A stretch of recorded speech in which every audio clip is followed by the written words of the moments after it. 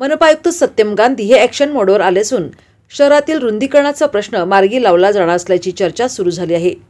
महापालिका आयुक्त म्हणून सत्यम गांधी यांनी सूत्रे स्वीकारल्यानंतर मनपा क्षेत्रातील रुंदीकरण करण्याच्या प्रतीक्षेत असणाऱ्या मुख्य रस्त्याची माहिती घ्यायला सुरुवात केली आहे। महापालिका स्थापन झाल्यापासून अनेक रस्त्यांचे रुंदीकरण प्रलंबित आहे। भिजत पडलेल्या या घोंगड्याला बहुतेक साऱ्या आयुक्तांनी हातच लावला नाही।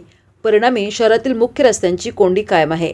रस्त्याच्या प्रस्तावित रुंदीकरण होताना दिसत नाही। त्यातच रस्त्यावर अतिक्रमणे झाली आहेत। ही अतिक्रमणे उद्ध्वस्त केली जातात, पण पुन्हा अतिक्रमणे होत असल्याचे नागरिकांचे म्हणणे आहे। महापालिकेचे आयुक्त म्हणून सत्यम गांधी यांनी सूत्रे स्वीकारली। आता रुंदीकरण कामाला गती येणार असल्याने रस्ते मोकळे श्वास घेतील। महापालिका अस्तित्वात आली, पण रस्त्याच्या रुंदीकरण कामाच्या फायली पडून आहेत। रस्त्याचे रुंदीकरण करणे ही काळाची गरज बनली आहे। रस्त्यावर असंख्य वाहने धावत आहेत। रस्ता अपुरा पडू लागला आहे, पण रस्त्याच्या रुंदीकरण कामाच्या फायली पुढे सरकताना दिसत नाहीत।